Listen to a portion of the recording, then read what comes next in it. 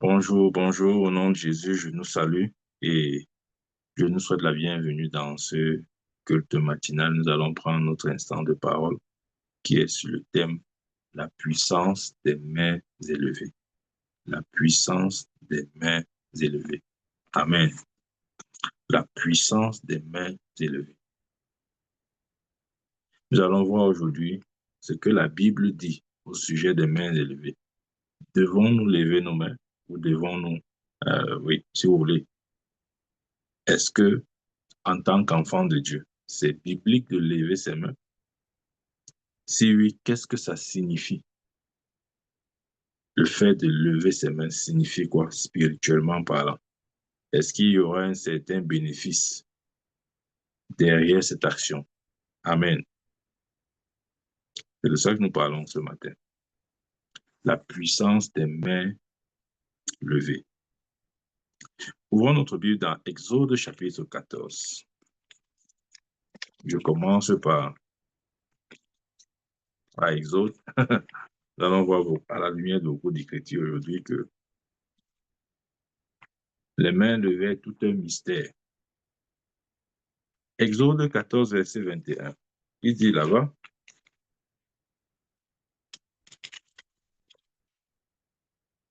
Exode 14, verset 21. Je lis. Moïse étendit sa main sur la mer, et l'Éternel refoula la mer par un vent d'Orient qui souffla avec impétuosité toute la nuit. Il mit la mer à sec et les eaux se fendirent. Amen. Je reprends la lecture. Moïse étendit sa main sur la mer. Moïse étendit sa main. Ouais, imaginez-vous ce jour-là.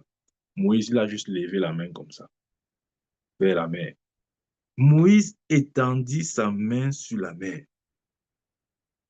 Et l'Éternel refoula la mer par un vent d'Orient, qui souffla avec impétuosité toute la nuit.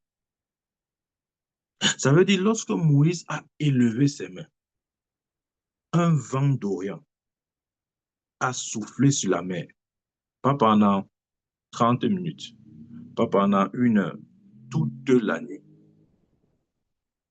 Il y avait donc un mystère derrière ses mains, pour l'élévation de ses mains. Lorsqu'il a élevé ses mains comme ça, là, quelque chose s'est produit. Tu vois, je veux te dire ceci. Chaque fois que tu élèves tes mains dans la conscience, pas juste, ouais, élever les mains, c'est un peu comme la prosternation, ou le fait de se prosterner. OK? Je peux dire à un enfant, mets-toi à genoux. Là, je suis en train de le punir. Je ne suis pas forcément en train de l'amener dans un acte d'adoration, même si physiquement il est à genoux, la position à genoux qui est le fait de se prosterner. Mais l'intention n'est pas l'adoration, l'intention c'est la punition. Mais il se mettra à genoux comme par exemple quelqu'un qui est par exemple en train d'adorer Dieu. Qu'est-ce que je veux dire? Ce que je veux dire, c'est que les choses spirituelles fonctionnent pas juste à cause de l'action posée, mais de l'intention qui nous anime lorsque nous posons cette action. Lorsque Moïse lève sa main vers la mer, il sait exactement ce qui va se produire. Il sait exactement ce qui va se produire. Vous voyez, il y a quelque chose au sujet de nos mains. Parfois, nous ne réalisons pas cela. Même quand Moïse a rencontré Dieu pour la première fois, le premier signe que Dieu lui a donné, qu'est-ce que Dieu a dit? Avant de lui montrer ce signe, Dieu lui a dit, qu'est-ce que tu as dans tes mains? Il y a quelque chose au sujet de nos mains, bien-aimés. Et j'aimerais réveiller ton esprit à ce niveau-là. Ne regarde pas tes mains comme juste une partie de ton corps. Non, tes mains ne sont pas une partie de ton corps. Non. Il y a quelque chose que Dieu a déposé dans tes mains. Même quand Moïse, avant qu'il ne rencontre Dieu sur la montagne, ses mains tenaient déjà quelque chose. Dieu avait déjà mis quelque chose dans sa main. Et il y a un mystère derrière les mains. Oh, croyez-moi, il y a un mystère. Nous passons souvent à côté de cette grande bénédiction où nous banalisons et nous disons non, c'est juste une partie du corps comme tous les autres, comme toutes les autres parties. Non, tes mains ne sont pas une partie de ton corps.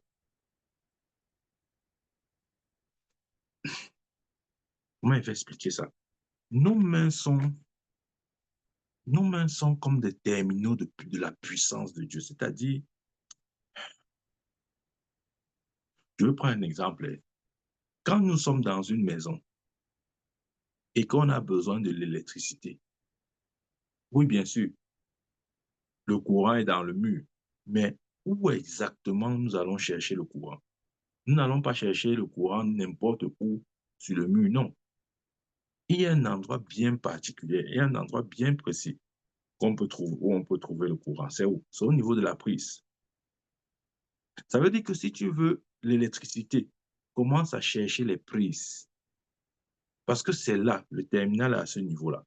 C'est là que tu trouveras l'électricité. C'est pareil pour nos mains.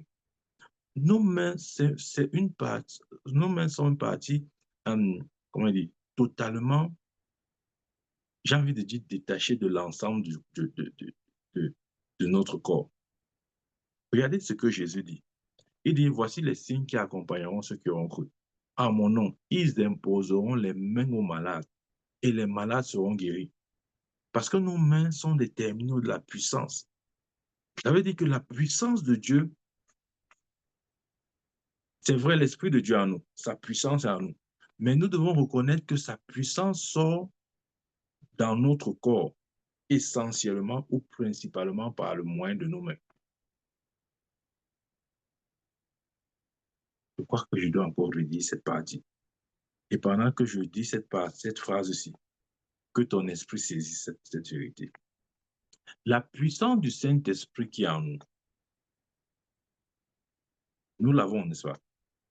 Maintenant, elle sort de nous ou elle coule à travers nous, principalement par nos mains. Et ça, nous devons comprendre ça. C'est pourquoi, au sujet des malades, Jésus n'a même pas dit de prier pour les malades, il a dit d'imposer. Parce que la puissance du Saint-Esprit qui est en toi sort principalement par la porte de tes mains. C'est pourquoi tu as juste besoin d'imposer. Nous croyons souvent que non, on a besoin de prier pour le malade, on va mettre l'huile d'onction, on va faire ceci, on va faire cela. Si vous voulez, si tu as ce genre de foi, d'accord, ça peut marcher. Mais il faut avoir la foi radicale, la foi des Écritures, la foi de il est écrit. Jésus a dit, vous imposerez les mains. Ça veut dire que Jésus reconnaît que la puissance du Saint-Esprit qui est en nous coule à travers nous, principalement par la porte de nos mains. Nos mains représentent une porte. C'est pour ça que j'ai parlé tout à l'heure d'un point terminal. Ouais. Nos mains, c'est la porte. C'est par là que ça sort. C'est par là que ça sort. La puissance de Dieu qui est en toi. Si ça veut couler à travers toi, à travers ton corps, oh, je vais te dire, peut-être tu n'as jamais réalisé. Ça sort principalement par tes mains. Ça, je répète, ça sort principalement par tes mains. C'est pourquoi ce jour, lorsque Moïse a élevé ses mains comme ça vers la mer, un vent d'Orient est venu, a soufflé avec impétuosité toute la nuit. Amen. Toute la nuit, les mains ont réveillé le vent. Tu sais ce que tes mains peuvent faire? Non, peut-être, il y a quoi ici, mon prophète? Il n'y a rien, c'est quoi? Mes mains, c'est seulement 10 doigts. Je vois seulement 10 doigts. Tu vois seulement 10 doigts. Mais ce sont, nos mains sont les terminaux de la puissance de Dieu. C'est par là que ça sort. J'ai pris l'exemple tout à l'heure, j'ai dit que quand tu veux l'électricité dans une maison, par exemple, tu veux brancher un appareil, qu'est-ce que tu fais? Tu cherches un terminal, tu cherches une prise. tu es focalisé à localiser la prise la plus proche. Parce que tu sais que l'électricité qui est dans le mur sort principalement par la prise. Toi, tu dois comprendre ça, tu dois comprendre ça. Maintenant, comme je parle là, tu dois comprendre. Ça doit être une révélation pour toi. L'électricité sort principalement par la prise.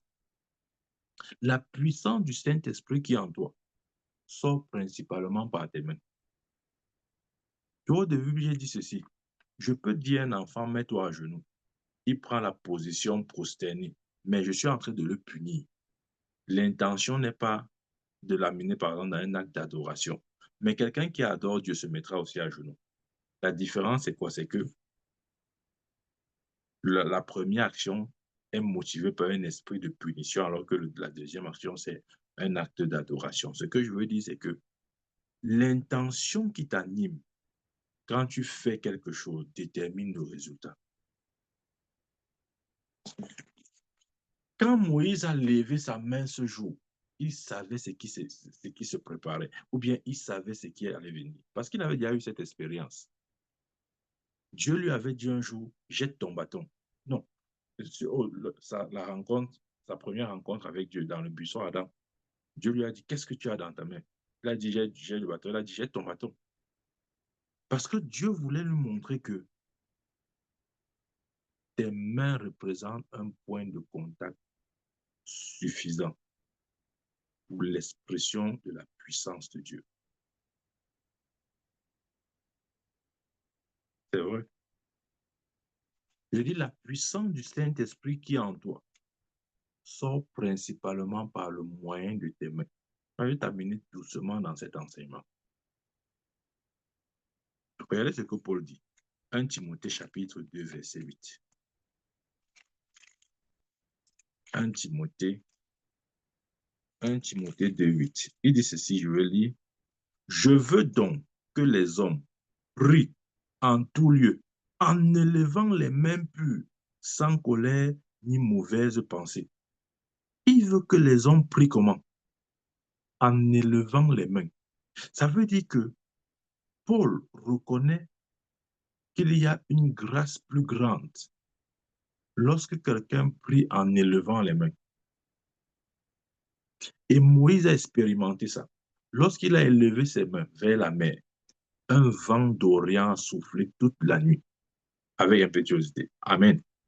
Et ici, là, il dit quoi? Je veux que les hommes prient en tout lieu, en élevant des mains pures. Bien-aimé, il y a un mystère dans tes mains. Ne regarde plus tes mains comme une partie de ton corps, non. C'est le terminal, c'est là que ça sort. Ouais, tu peux mépriser un mur, mais jamais là où il y a la prise. Parce que là où il y a la prise, c'est là que l'électricité sort. Je veux dire quoi? Tu peux banaliser, tu peux ne même pas respecter un mur quand tu le vois comme ça là. Mais là où il y a la prise, fais très attention. Parce que la prise représente un terminal. C'est là que l'énergie sort. Donc, si tu as touché tout le reste du mur et tu n'as pas été inquiété, fais attention avec la prise. Parce que tu peux toucher la prise et tu es électrocuté. De la même manière, la partie de ton corps qui est la plus redoutable, je veux que tu saisisses ça comme une révélation. Ce sont tes mains. Je dis la partie de ton corps qui est la plus redoutable, ce sont tes mains. Je me rappelle cet homme de Dieu, pendant que je parle, son témoignage me vient à l'esprit. Euh, William Marion Branham, ok? William Branham, pour ceux qui pour ceux qui le connaissent, c'est un très grand prophète qui a vécu, bien sûr, dans les années 1940, 50, 60, des choses comme ça là. Et l'histoire raconte que, en fait, il est mort par accident. C'était un accident de circulation. Et dans cet accident, il était avec sa femme dans la voiture. Écoute-moi très bien. Il était avec sa femme dans la voiture. Ils ont fait l'accident. Et sur le champ, sa femme est décédée. Mais lui, il n'est pas décédé sur le champ, mais il était vraiment atteint, c'est-à-dire son intégrité physique, quoi. L'accident il avait pris un choc. Il était sur le point de mourir. Mais sa femme était déjà décédée. Il a demandé à ceux qui étaient à côté de lui. Il a dit, laissez ma main, posez ma main sur le corps de ma femme. Sa femme était déjà morte. Lui, il était sur le point de mourir. Et ce qu'il a demandé, c'est, il n'a pas prié. Il n'a pas dit, oh Dieu, s'il te plaît, ressuscite ma femme. Non, ouais, pardon. Ouais, ne laisse pas que ma femme meure. Je préfère mourir seul. Je ne veux pas mourir avec ma femme. Non. Il a demandé à ceux qui étaient là ce jour-là, déposer juste ma main sur le corps de ma femme. Et quand on a amené le corps de sa femme près de lui, on a pris la main du prophète, on a déposé sur le corps de sa femme. Écoute-moi très bien, c'est une histoire vraie. Par exemple, tu vas dire que non, le prophète raconte les histoires. C'est une histoire vraie. On a déposé sa main sur le corps de sa femme. Sa femme est revenue à la vie. Et lui-même, il est mort après. Bien sûr, il est mort. Il a cédé, quoi, l'accident, il a cédé à ses blessures, etc. Mais la main du prophète a ressuscité sa femme. Parce que ça, il te dit que la partie de ton corps qui est la plus dangereuse, ce sont tes mains. Peut-être que tu n'as pas encore réalisé ça.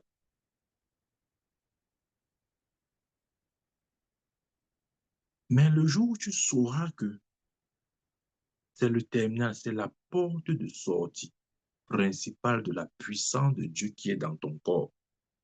C'est la puissance du Saint-Esprit qui est dans ton esprit et dans ton corps. Sors principalement. S'il faut utiliser ton corps comme moyen de sortie, ça va utiliser la porte de tes mains. C'est ce que j'ai envie que tu comprennes aujourd'hui. Il y a quelque chose sur tes mains. Il y a quelque chose. C'est pourquoi ceux qui sont un peu dans les choses, entre guillemets, spirituelles, ils comprennent ces vérités. Vous voyez, il y a des gens qui disent, par exemple, qu'ils ne saluent pas les gens. Pourquoi ils ne saluent pas? Pourquoi? Il y a des gens comme ça, là. Même, par exemple, quand nous entrons dans nos euh, c'est vrai un peu partout, hein, aller même au Cameroun, à l'ouest du Cameroun, etc. Nous allons dans nos traditions, dans nos chefferies, etc. Vous allez voir que on ne salue jamais le chef avec la main. Vous avez observé ça. Le chef ne tend pas la main. C'est vrai. Un jour, j'étais au village. J'étais au village et puis je suis allé à la chefferie saluer aussi le chef. Moi, je connaissais quoi? Je l'ai vu, j'ai tendu la main. J'ai j'ai seulement réalisé qu'il a ignoré ma main. Après, j'ai dit, hey, peut-être on tend pas la main au chef. Ouais, moi, je l'ai fait naïvement. Il m'a pas tendu la main. Parce que je vais te dire, ça, c'est une vérité. C'est vrai autant pour ceux qui sont en Dieu que pour ceux qui sont du côté de Satan. La puissance qui est en l'homme sort principalement par ses mains. C'est vrai.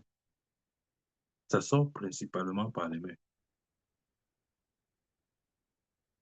C'est pourquoi les gens qui s'amusent un peu à jouer avec les choses spirituelles ou mystiques, vous allez voir qu'ils font très attention à eux-mêmes. Très, très attention.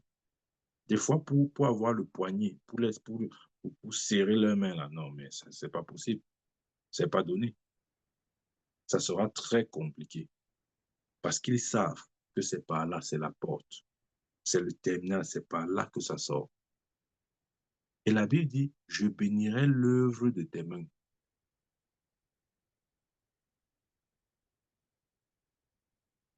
Regardez comment elle veut dire ça. Ouais, souvent, j'essaie dans mon esprit de transmettre certaines vérités qui sont certaines vérités souvent difficiles à exprimer.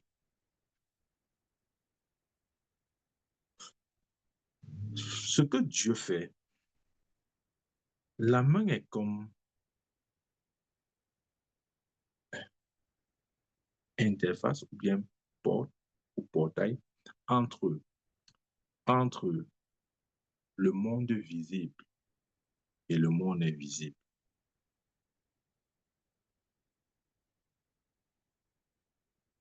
C'est pourquoi lorsque Dieu veut te bénir, il bénit tes mains.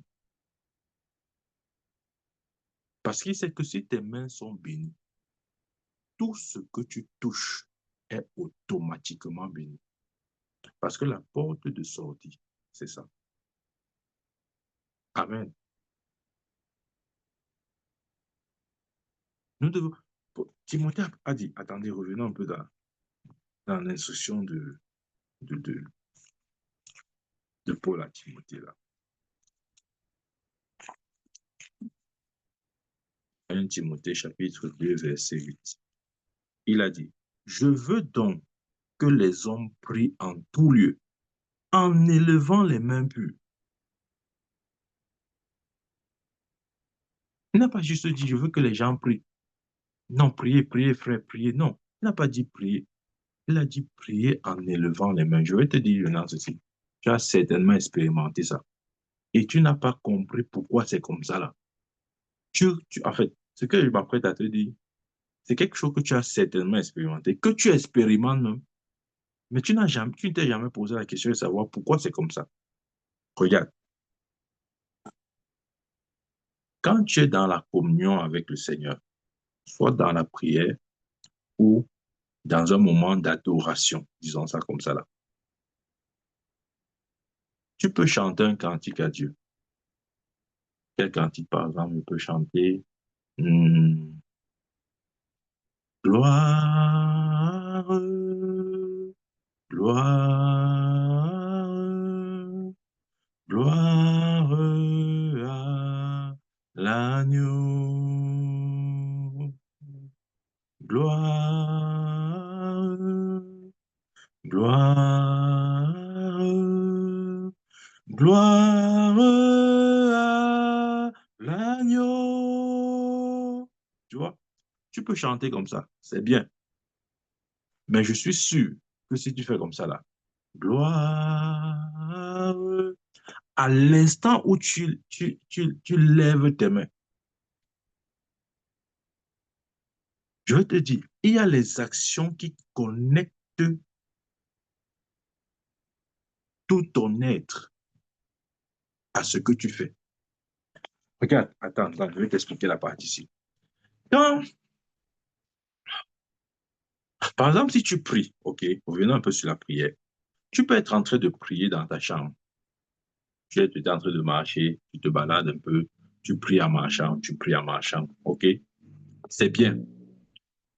Mais l'instant où tu te prosternes avant de prier, immédiatement, ton être se connecte à une autre fréquence. Et tu as l'impression à ce moment que ton esprit allait à un autre niveau. Parce qu'il y a les actions qui connectent ton être spirituellement à ce que tu fais. Expérimente ça. Souvent, reste dans ta chambre comme ça, la prie. Pour n'importe quoi, peu importe, ce n'est pas le sujet qui compte. Mais après, c'est-à-dire que cette expérience-là et l'autre expérience, c'est avant de prier, mets tes genoux au sol. L'instant où tu te mets à genoux, oh, tu actives ton esprit. Ton esprit activé. Oh, crois-moi, ton esprit activé. C'est vrai. C'est vrai pour les actes d'adoration tels que se prosterner et même aussi élever les mains. Tu peux chanter ce chant. Gloire, gloire à l'agneau, car il est glorieux. Oui, c'est très beau. Mais quand tu as fait, car il est glorieux, l'instant où ta main va vers le ciel, ton esprit se connecte. C'est vrai ce qu'il dit. Si tu n'as pas encore expérimenté, c'est que tu n'es pas encore né de nouveau. Toute personne née de nouveau a dû expérimenter ça. Parfois, quand tu es dans l'adoration, l'instant où tu lèves tes mains vers le ciel, c'est comme si ça prend une autre tournure. C'est-à-dire que c'est une autre, c'est encore un genre, c'est encore bon, c'est encore sucré là que toi, tu ne comprends pas. Tu dis que, mais qu'est-ce qui s'est passé? En fait, tu as activé ton esprit. Le fait d'élever les mains vers le Seigneur, c'est une action qui nous aide à activer notre esprit. Et notre esprit a besoin d'être activé. Ça nous met directement dans la fréquence de l'adoration.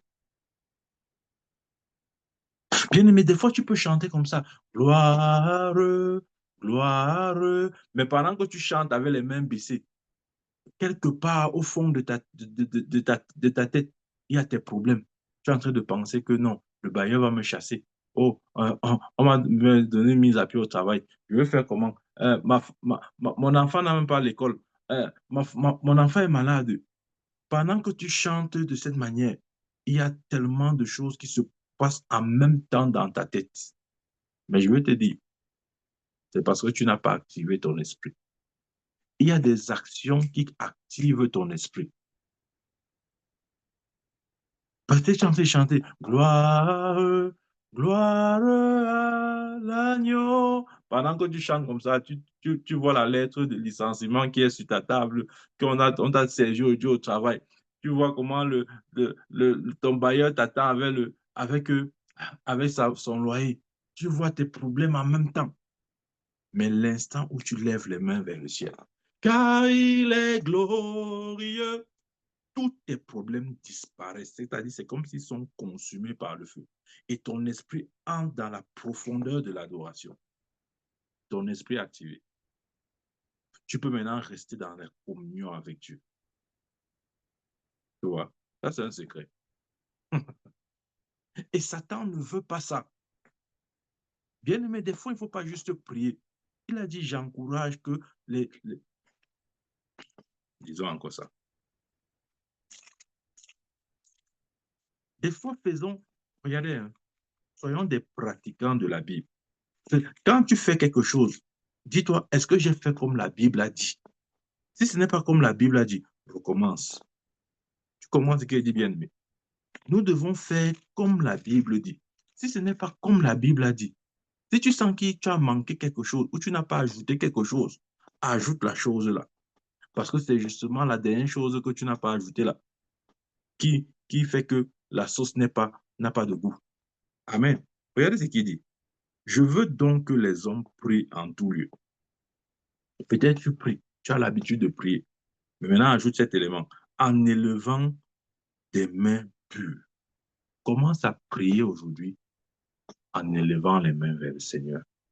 Comme Moïse, il a élevé les mains vers la mer. Et la Bible dit qu'un vent d'Orient soufflait toute la nuit. Amen. Ce vent avait besoin de ses mains levées.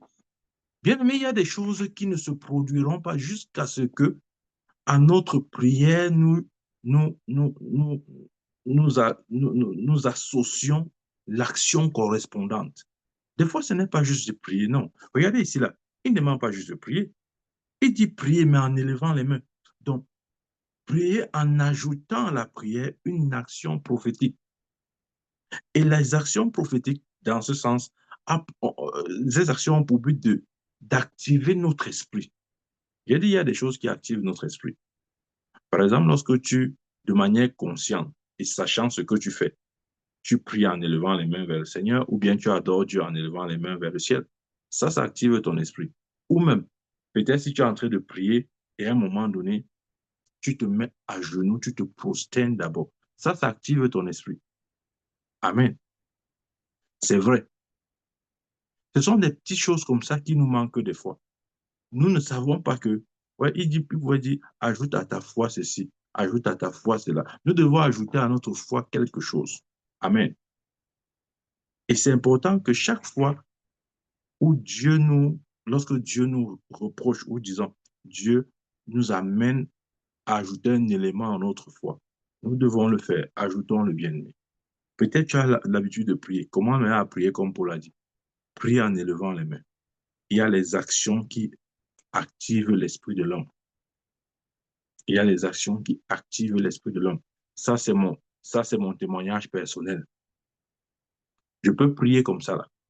Mais l'instant où je me mets, mon genou touche le sol. Oh, croyez-moi, à cet instant-là, je sens mon esprit activé. C'est vrai.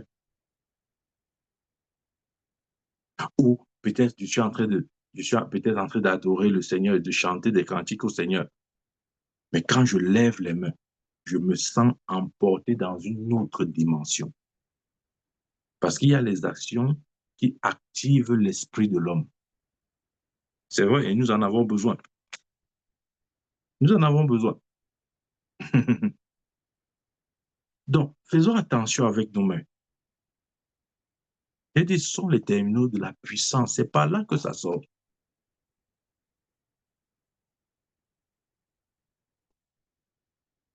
Ah, l'eau dans la bouteille sort par où? Ça ne sort pas par le bas de la bouteille, ça sort par le bouchon de la bouteille. Vous voyez ce que je veux dire? C'est-à-dire que même si techniquement on peut faire sortir l'eau n'importe où d'une bouteille, reconnaissons que la voie principale, c'est le tuyau, là, la voie, c'est-à-dire le bouchon, même le trou de la bouteille. C'est par là que ça sort.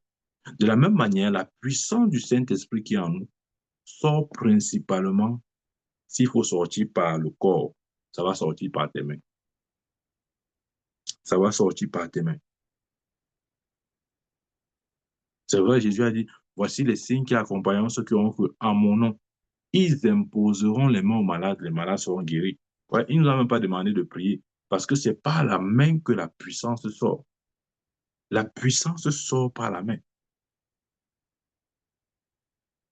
Et voyez, quand vous lisez Hébreux chapitre 6, lorsqu'il parle des doctrines de la foi chrétienne, il parle à la doctrine de l'imposition des mains. C'est-à-dire que les mains font partie, enfin, il y a une doctrine. Enfin, je dis quoi? Les mains constituent une doctrine dans le christianisme. Ouais, une doctrine, c'est un pilier. Une doctrine, c'est quelque chose sur lequel l'édifice repose. Donc le christianisme, quelque part, repose sur le principe des mains. C'est vrai. Le christianisme repose sur le principe des mains. Des mains.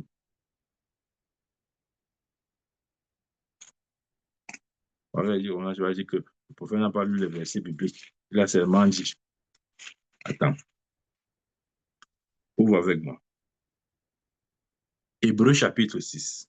Il dit, c'est pourquoi, laissant les éléments de la parole de Christ, tendons à ce qui est parfait, sans poser de nouveau le fondement du renoncement aux œuvres mortes.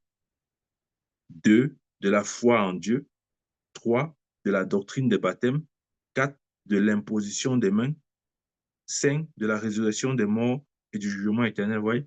L'imposition des mains, ça fait partie des doctrines de la foi chrétienne. Ça veut dire que Dieu, les mains, les mains sont un pilier dans la foi.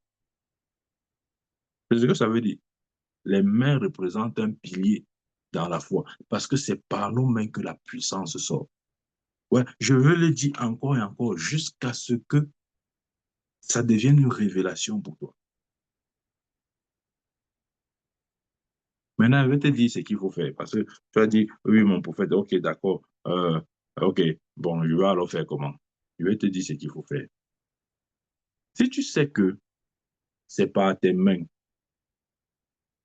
que la puissance de Dieu sort, ok, commence à utiliser tes mains. Commence à les utiliser. À les utiliser, ça veut dire quoi? Imagine que la puissance de Dieu est littéralement dans ta main et commence à exercer ta foi de cette manière. Voici ce que ça signifie. Peut-être autour de toi, il y a quelqu'un qui est malade. La Bible dit, vous imposerez les mains aux malades. Ne pas prier pour le malade. Tu as trop prié. Tu as vu que tu vois, ça te menace un peu comme ça là. Maintenant, ne prie plus. Fais un peu ce que la Bible dit. Ouais, le prophète Branham, il n'avait pas dit apportez-moi ma femme, je veux prier pour elle. Non. Il a dit déposer ma main sur son corps. C'est qu'il faut faire. Parce que tu vois, si tu n'exerces pas ta foi dans la vérité, ça sera juste une théorie de plus dans ta vie. Tu vas dire, on m'a encore donné une autre théorie. Ça, c'est trop de théorie. Non, maintenant, j'amène ce message dans la dimension pratique. La dimension pratique, c'est quoi, par exemple? Commence à voir ta main comme le terminal ou l'expression même de la puissance de Dieu et commence à utiliser ta main. Ça veut dire que s'il y a à côté de toi, par exemple, un malade, dépose ta main sur le malade, ne prie pas. Dépose et dans la conscience que toute la puissance du Saint-Esprit qui est en toi, la plénitude du Saint-Esprit qui est en toi, sa puissance s'exprime par tes mains.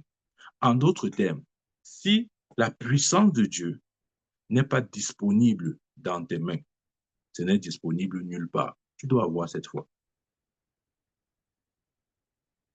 Je veux reprendre ce que je viens de dire ici. C'est très profond.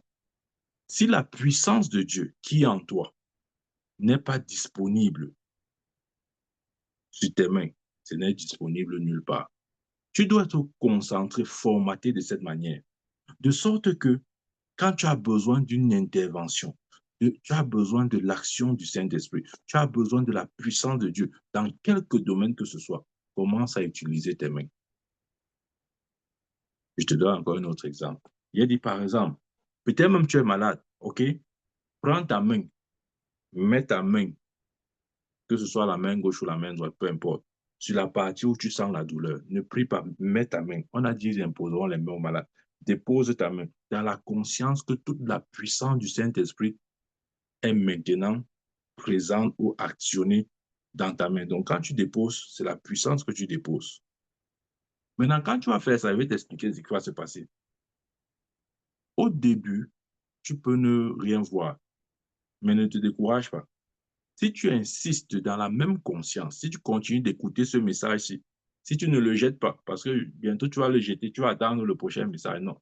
Si tu écoutes ce message et tu continues de pratiquer cette recommandation, tu vas commencer à voir le changement. Peut-être à la première tentative, ça ne marchera pas. Mais quand tu vas faire la deuxième, troisième fois, tu vas commencer à percevoir quand même des petits résultats. Rappelez-vous, Élie, quand il a allé fermer le ciel, ou qu'il lui avait demandé de fermer le ciel. Maintenant, pour ouvrir, il fallait qu'il prie. Il a prié, prie. Après, il envoie son serviteur, il dit, va vérifier. Il part, il dit non, il n'y a rien il n'y a rien dans le ciel. Il a fait ça comme ça 7 fois. C'est la 7e fois. Son serviteur part vérifier. Il dit, je ne sais pas, mais j'ai l'impression que je vois comme une main dans le ciel. Bien aimé, apprenons à lire les signes. Élie, en tant que prophète, avait juste besoin d'un signe. Et c'est le signe-là qu'il a reçu. La main qui se formait dans le ciel. Il a dit, OK, c'est bon, c'est le signe-là que je voulais. Il a dit, prépare-toi, la pluie va descendre. Regardez, mais avant que la main ne se forme, entre guillemets, on pourrait dire qu'il a essuyé des échecs. Parce qu'il a fait une fois, ça n'a pas donné, mais il ne s'est pas arrêté. Il a fait 2 fois, ça n'a pas donné, il ne s'est pas arrêté. À la 7e fois, il a vu le résultat. Ce que je veux dire, c'est que si tu persévères dans l'instruction prophétique que je te donne, tu vas finir par réaliser, ça sera évident pour toi qu'il y a quelque chose dans tes mains. Il y a quelque chose dans tes mains. Mais si tu n'exerces pas, tu ne sauras pas. Tu vois.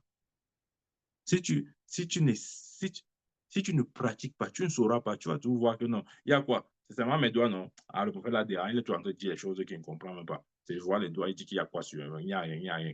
Il y a quelque chose. Il t'a dit la puissance du Saint-Esprit, nous avons reçu la plénitude de la puissance. Et cette puissance s'exprime à travers nous par la porte ou le moyen de nos mains. Et ça, j'ai dit, tu dois être fort. Moi, c'est ma foi. Si la puissance de Dieu ne se trouve pas dans mes mains, ce n'est nulle part ailleurs. Je suis formaté comme ça, là. C'est principalement là. C'est là que ça sort. Ouais. Ça peut même sortir par ma tête, par mes cheveux, par mes habits, si on veut. Mais mentalement et spirituellement, je suis formaté à ça. Parce que cette puissance opère principalement par mes mains. Commence à toucher. Tout ce qui ne marche pas, commence à toucher. Peut-être, je prends un exemple. Peut-être tu veux un nouveau travail, OK? Tu as l'habitude de prier au Seigneur, donc je prie pour que tu me donnes un travail. Non, non, non, ne prie plus. Je t'ai déjà dit, ne prie plus, calme-toi. Maintenant, commence à exercer ta foi par le moyen de tes mains. Je veux, je veux que tu fasses ça. Pourquoi? Pour que, en voyant les résultats, tu sois convaincu qu'il y a quelque chose dans tes mains. Et pour être convaincu, il faudrait que tu t'exerces principalement de cette manière-là. C'est-à-dire que tu utilises constamment tes mains jusqu'à ce que tu vois le résultat. Par exemple, tu cherches le travail. Prends tes CV, tes résumés, tes CV, tout ça. Porte-les. Arrête. Je ne sais pas, peut-être tu as 20, 25, 50 candidatures, je ne sais pas combien d'offres tu veux postuler. Mais ramasse-les. Mets-les Mets-les tous dans ta main. Arrête comme ça, là. Va maintenant distribuer. Tu n'aurais pas demandé de prier. Tu vois, que le prophète a dit, il ne te demande pas de prier. Il te demande de laisser ta main toucher ces choses-là. Quand Moïse a levé la main vers la mer, il n'a pas prié. Mais un vent a soufflé toute la nuit. Il n'a pas prié. Je sais que tu aimes beaucoup prier. Il n'a pas prié, il a juste tendu la main vers la mer. Et un vent d'Orient a soufflé toute la nuit. Donc, je veux que tu commences à t'exercer à partir de ta main ou de tes mains. Je ne sais pas, peut-être tu fais quelque chose, une activité. Si tu vends même les tomates, voici l'instruction que je veux que tu fasses. Si tu vends les tomates, touche les tomates là. Touche ça, touche. Comme tu touches, sois conscient, c'est comme ça que la puissance de Dieu touche ça.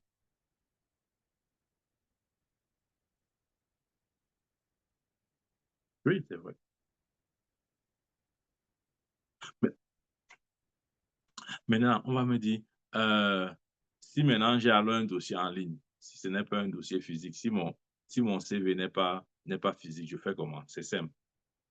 Regarde, dans le, dans le, dans le monde spirituel,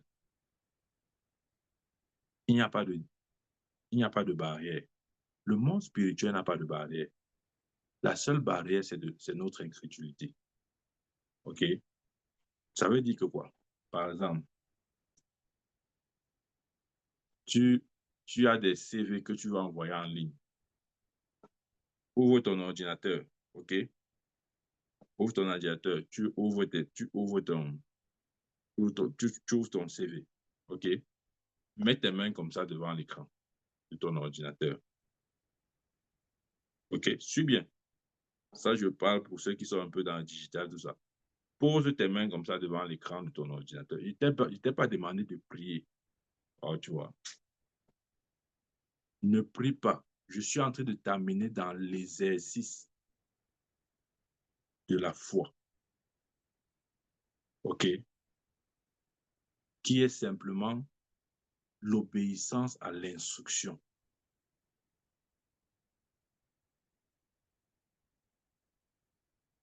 Quand Jésus a dit, remplissez les vases, apportez-les à l'ordinateur du repas.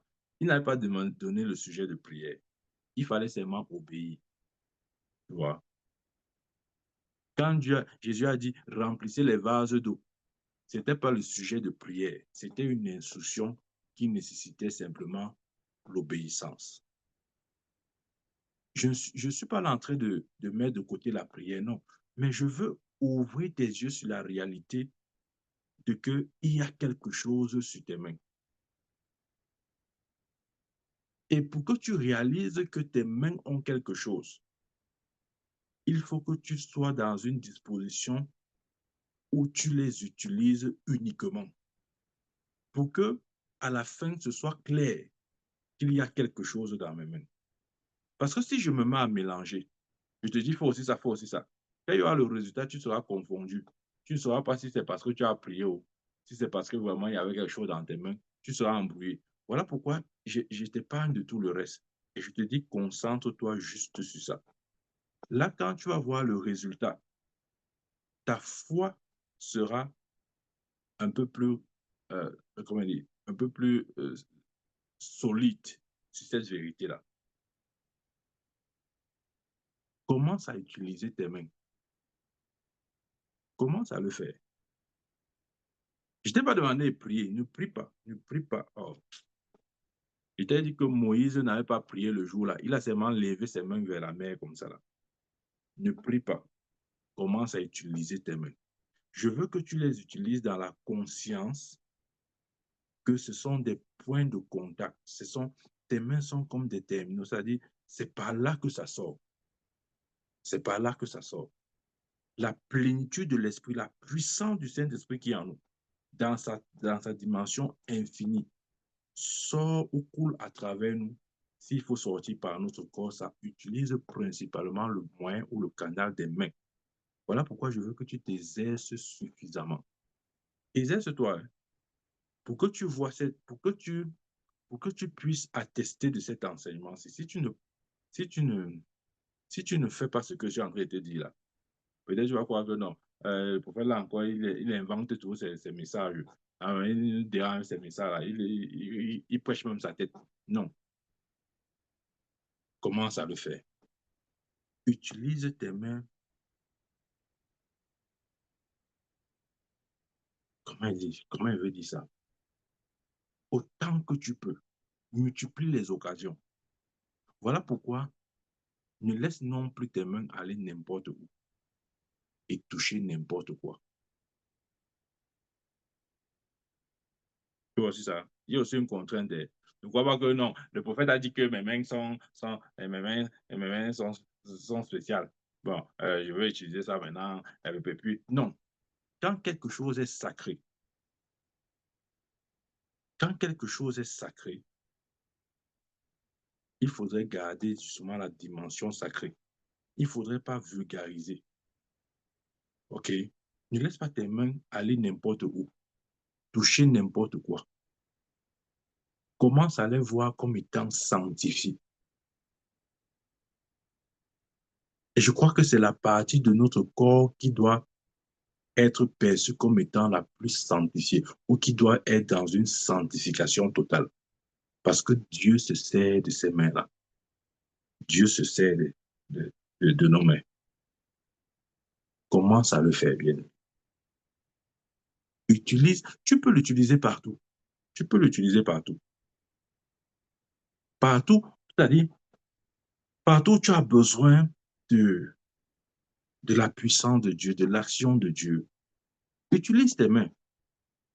Utilise tes mains. Si tu n'as pas un contact physique avec la chose, euh, dans l'esprit de foi, lève juste tes mains comme ça là et connecte-toi que par ta foi, tu connectes tes mains avec cette chose-là avec lequel peut-être tu n'as pas un contact physique. Ça, c'est possible aussi de le faire.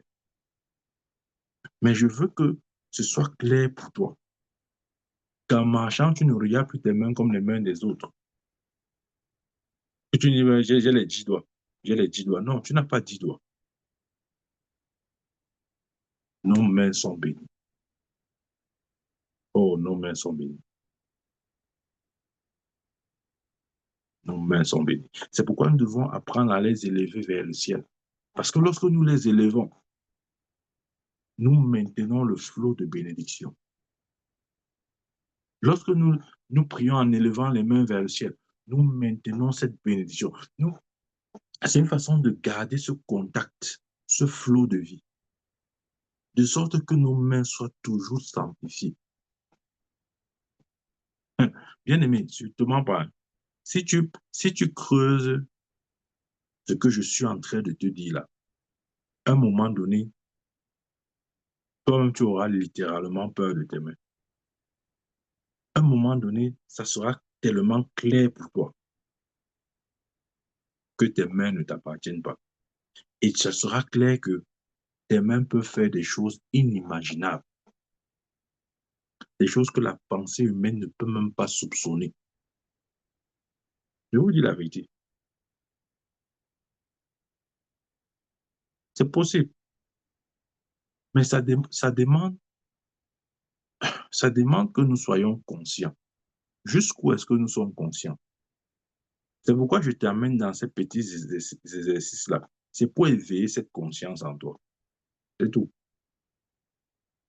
Quand tu seras pleinement conscient de ce que je suis en train de dire là, imagine-toi. Ceux qui ont compris ça, il y a des hommes de Dieu. Le moyen d'opération est vraiment spectaculaire. Vous n'allez pas les voir faire nos prières qu'on aime faire là. Au nom de Jésus, ils ne sont pas dedans. C'est seulement le toucher. Tu vois comment ils passent tes mains, ils imposent les mains rapidement. Pop, pop, pop. Les démons crient, les manifestations, les paralytiques se lèvent, les aveugles voient. Il n'a rien fait d'autre que de toucher sa main, que d'imposer les mains sur les malades. Exactement comme la Bible dit. Il impose la main et le résultat se produit. Le résultat, en fait, la réaction se produit. Il impose juste la main, juste la main. Il ne parle pas. Il n'est pas là au nom de Jésus, j'envoie le feu, j'envoie le Saint-Esprit. Non, il n'envoie rien. Il touche seulement. Il touche. Parce qu'il y a quelque chose. Ouais, pendant que je suis en train d'enseigner, l'Esprit de Dieu est en train de me rendre ministère personnellement sur cette vérité. Il y a quelque chose qu'on n'a pas encore saisi au sujet de nous-mêmes. On n'a pas encore saisi ça. Si nous les voyons comme étant sanctifiés pour Dieu, comme étant la porte, l'expression, comme étant l'interface ou, si vous voulez, le terminal, le lieu où l'énergie est concentrée, où ça sort. Ouais, le volcan a son trou, d'accord?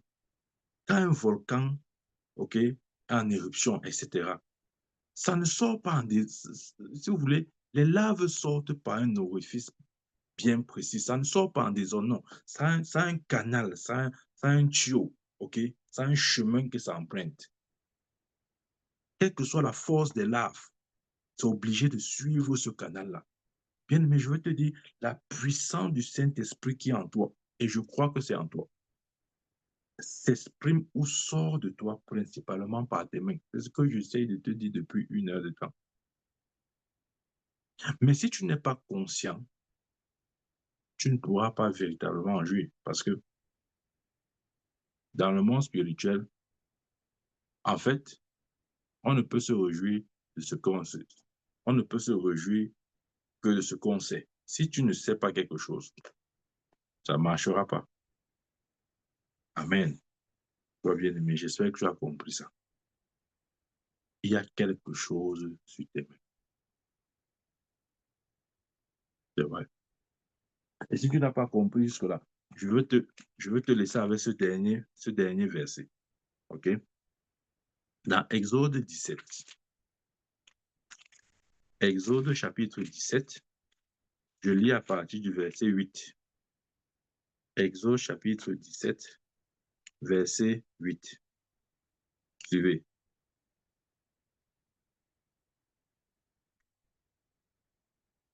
Suivez. Exode 17, verset 8. Amalek vint combattre Israël à Rephidim. Alors Moïse dit à Josué, choisis-nous des hommes, sors et combat Amalek. C'est ça, Moïse a dit à Josué, choisis les hommes, sors, combat Amalek. Demain, je me tiendrai sur le sommet de la colline, la verge de Dieu dans ma main. La verge de Dieu où? La verge de Dieu était où? Dans la main de Moïse, parce qu'il y a quelque chose dans la main. Vous pensez qu'il partait se tenir sur la colline pour rien? Pourquoi il tient la verge dans la main? Parce qu'il y a quelque chose dans la main. Ça. Il dit, demain je me tiendrai sur le sommet de la colline, la verge de Dieu dans ma main. Il n'a pas dit dans mes pieds. Il n'a pas dit la verge de Dieu sur ma tête. Il n'a pas dit la verge de Dieu, je ne sais pas moi, entre mes cuisses. Non, la verge de Dieu dans ma main, parce qu'il a reconnu depuis le premier jour où il a rencontré Dieu qu'il y avait quelque chose dans sa main. La verge de Dieu dans ma main. Verset 10. Josué fit ce que lui avait dit Moïse pour combattre Amalek. Et Moïse, Aaron et Hur montaient au sommet de la colline. Vous voyez, ils étaient trois. Moïse, Aaron et Hur. Verset 11. Lorsque Moïse élevait sa main, vous voyez, une fois de plus, lorsque Moïse élevait sa main, Israël était le plus fort. Et lorsqu'il baissait sa main, Amalek était le plus fort. Donc la victoire d'Israël sur Amalek ne dépendait pas des chars, des chevaux, non. Ça dépendait des mains levées. Quand les mains de Moïse étaient levées, Israël avait la victoire. Je t'ai dit qu'il y a quelque chose sur tes mains. Il y a quelque chose. C'est le terminal, c'est là que ça sort. Peut-être que tu n'as pas encore réalisé ça. Tu ne sais pas trop, oui, j'ai la puissance du Saint-Esprit en moi, mais ça fait alors comment pour sortir? Ça sort alors comment? Ça sort par ma tête, ça sort par mes cheveux, ça sort par tes mains. Voilà pourquoi la Bible dit, lorsque Moïse éleva sa main, Israël était le plus fort. Et lorsqu'il baissa sa main, Amalek était le plus fort. Verset 12. Les mains de Moïse étant fatiguées. Oh bien-aimé, que tes mains ne soient pas fatiguées.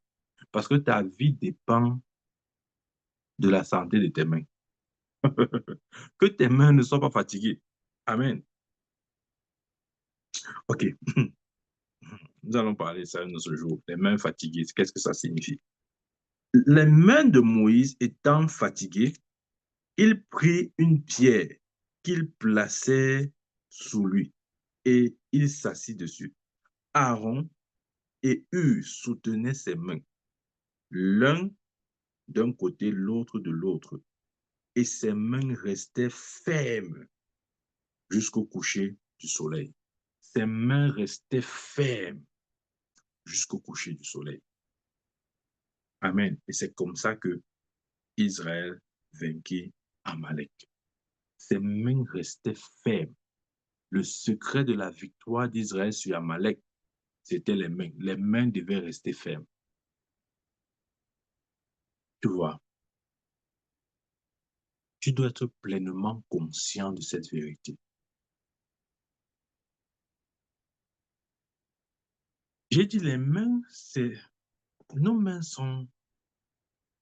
J'ai dit tout à l'heure, parler du terminal de la puissance, c'est-à-dire, c'est par là que c'est une sorte d'interface ou, si vous voulez, de porte.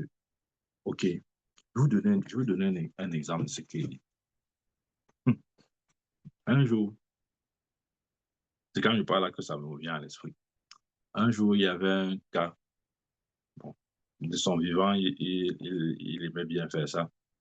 Il apportait la révélation sur des problèmes très compliqués et, et il apportait la révélation sur des problèmes très compliqués parfois. Ouais, des fois, dans les familles, on accuse X ou Y d'être sorcier. Parfois, on accuse le père d'être sorcier ou la mère d'être sorcière. On accuse, oh, j'étais vu dans les rêves, tu m'as attaqué, les choses comme ça. Là. Donc, ce genre de scénario était fréquent de son vivant. Je parle là du prophète Tibi Joshua. Et il avait l'habitude d'adresser de telles situations, c'est-à-dire de résoudre de tels problèmes. Et une fois, je me rappelle cette jeune fille, une petite fille, hein. Bon, c'est pas l'âge qui comptait parce qu'on est initié dans la sorcellerie, même dans le ventre très, très jeune, hein. Il y a des sorcières de 1 an, 2 ans, 3 ans, 4 ans. Donc, c'est pas l'âge qui compte. Mais de toute façon, dans la famille, on l'accusait.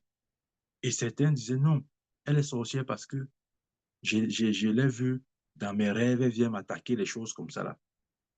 Et quand le prophète était en train d'écouter ça, par l'esprit de discernement, il a su que la fille, n'est pas sorcière. Vous l'accusez pour rien, la fille, n'est pas sorcière. Et quand il a dit ça comme ça là, il a demandé à la fille de venir. La fille est venue. Vous savez ce que le prophète a fait? Il a pris sa main, il l'a déposé sur la tête de la fille.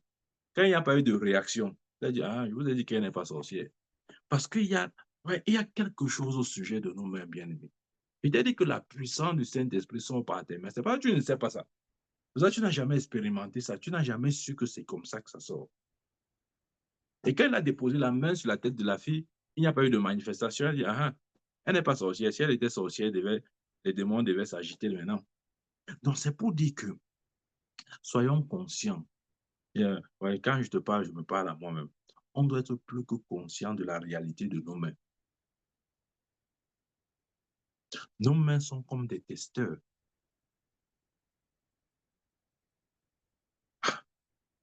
Des fois, on dit que telle personne est possédée.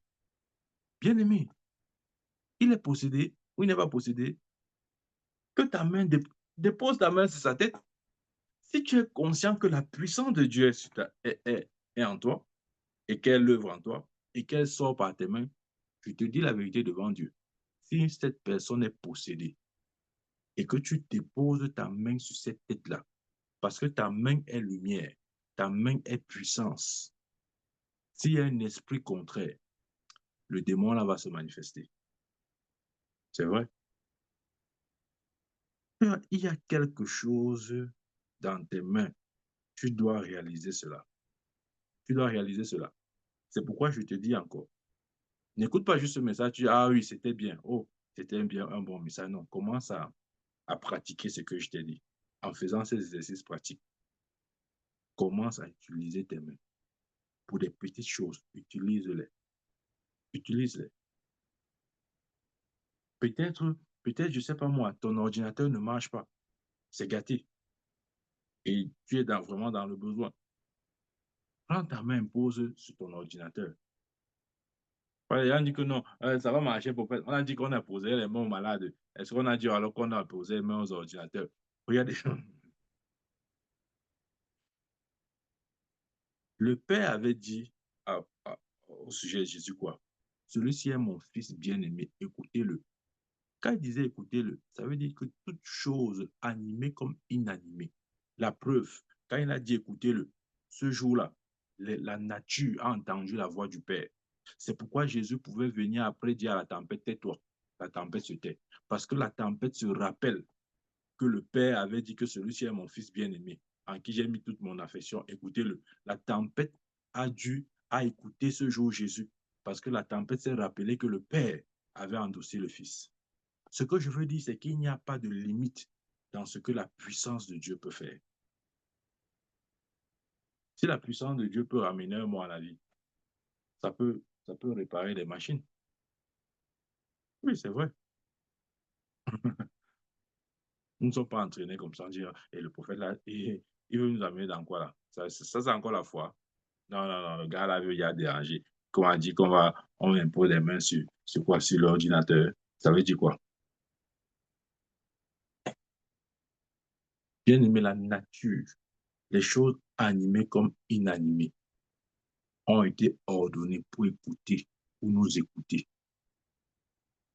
C'est vrai. Jésus avait dit aux figues que jamais plus personne ne mange de ton fruit. Vous n'avez pas lu que ça a séché. Alors, est-ce que c'était, parce que on dit, est-ce que c'est important? Est-ce que c'était aussi important qu'il sèche le figuier là? Hein? En tout cas, ce que veut dire, c'est que il n'y a pas de limite dans ce que la puissance de Dieu peut faire. Ne te limite pas, ne laisse pas ta religion te limiter. Tu crois que non, la puissance de Dieu, c'est seulement pour guérir les malades. Mais la puissance de Dieu, non, ça ne peut pas réparer. Ah,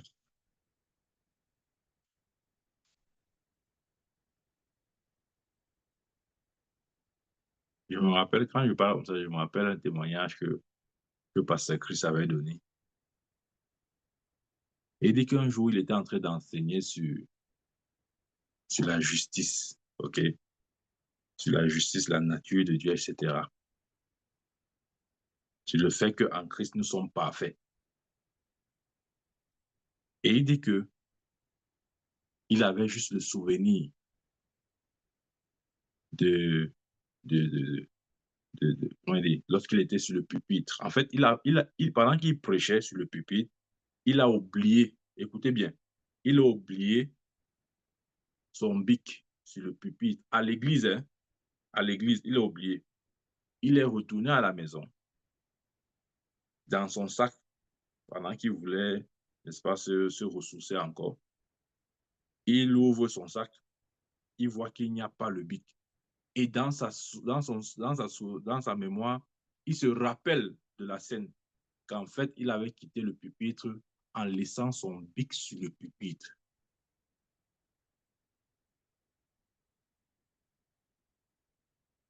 Et il a pris son sac, qui n'avait pas de bic, puisqu'il avait fouillé en passant. Il a vu qu'il n'y avait pas.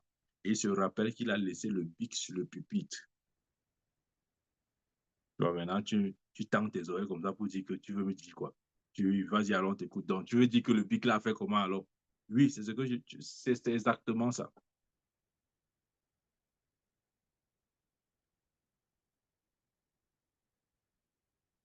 Après, il a prié, le bic a apparu dans son sac. Tu vois, quand on dit comme ça, tu vois, qu'on a dit que non, est-ce que c'est la foi? Est-ce que Jésus a dit qu'on doit faire comme ça? Lis ta Bible. La Bible dit qu'un jour, il manquait, les disciples avaient un problème d'argent là.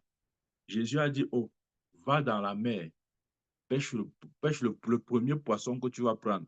Ouvre la bouche. Tu prends l'argent là, tu peux payer les impôts. On ne sait pas pourquoi on est toujours comme ça là. On croit que non. Hein? Le miracle, non, c'est la sorcellerie. C'est naturel. C'est naturel. L'argent sortait dans le ventre du poisson, dans la bouche du poisson. Bien aimé, c'est parce que nous n'avons pas encore réalisé qui nous sommes. C'est pour ça que nous sommes encore en train de bagarrer pour guérir le mal de tête. Quand tu guéris le mal de tête, tu dis que la puissance de Dieu est sur moi. Tu as fait quoi? J'ai guéri le mal de tête. Seigneur Jésus. Pardon, si tu crois que tu es ouin parce que tu as guéri les maux de tête, tu es encore un blagueur. Parce que si tu as mal à la tête, il a dit, prends le paracétamol, prends le doliprane, prends le Tylenol, prends toutes ces choses, tu vas guérir. La foi qu'on nous a donnée, ou la foi qui nous a été transmise, bien aimé, c'est pas pour faire des choses aussi basses, ok? Tu crois vraiment que tu vas convaincre un médecin en disant que j'avais mal à la tête, j'ai prié, Jésus m'a guéri du mal de tête. Il va se moquer de toi. Il va se demander si c'est tout ce que ton Jésus peut faire. Non, non, docteur, tu ne peux pas comprendre. J'avais j'avais la migraine, mais j'ai prié dans la foi au nom de Jésus, j'ai été guéri. Il va rire, je te dis la vérité. Il va rire, il va bien rire de toi. Mais si tu dis, docteur, oh, j'ai oublié mon bic. Oh là là, bon, c'est pas grave. J'ai besoin d'un autre bic. Tu n'as aucun bic dans ta poche. À l'instant où tu dis, j'ai besoin d'un autre bic, tu mets ta main dans ta poche, tu sors avec le bic. Et le docteur sent que c'est le bic qui sort d'où. Là, il va t'écouter. Hein. Non, il va t'écouter. Il va t'écouter. Je vous dis qu'il va t'écouter. On dit souvent que non, les gens ne croient pas, ils ne croient pas. Ils ne croient pas parce qu'il n'y a pas encore eu le genre de miracle qui pousse à la conviction. Pharaon, Pharaon ne croyait pas jusqu'à ce que Dieu frappe Israël, les premiers-nés d'Israël. Il y a une dimension de puissance qui amène la conviction. C'est lui-même qui a dit à la fin que, pardon, allez servir votre Dieu. Prenez l'or, prenez le diamant, dépouillez-moi, prenez tout ce que vous voulez, j'accepte, je me soumets maintenant. allez servir votre Dieu. Bien-aimé, je prie pour une explosion de puissance dans ta vie. Que ton christianisme et mon christianisme ne ressemblent plus à une religion, à des gens qui ont adhéré à des principes moraux. On fait un peu des jeux de mots là.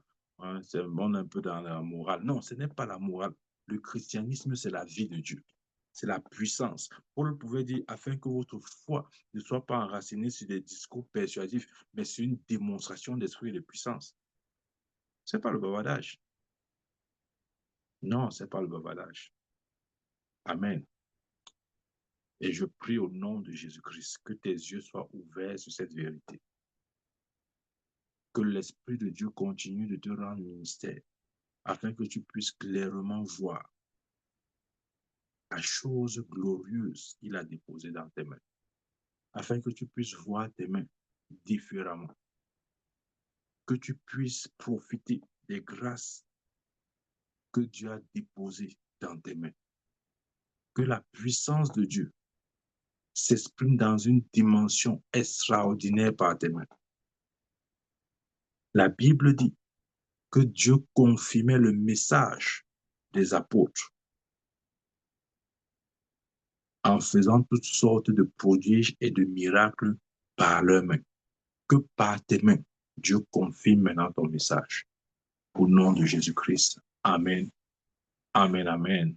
Que Dieu nous bénisse. Amen. Amen. Amen. Amen. Amen. Amen. Amen. Y a-t-il des questions? Amen. Amen. Amen.